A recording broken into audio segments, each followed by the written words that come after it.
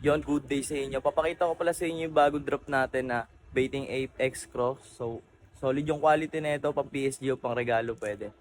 Maghahatid tayo ngayon pero color black yung kinuha sa atin. Tapos papakita ko lang sa inyo ngayon yung quality. Ito yung pink natin. Tapos napakakapal na din ng G-bits niyan. Tapos bakal na din yung dito. So, tatlong color lang muna. And matagal din ako makakapag-restock na ito.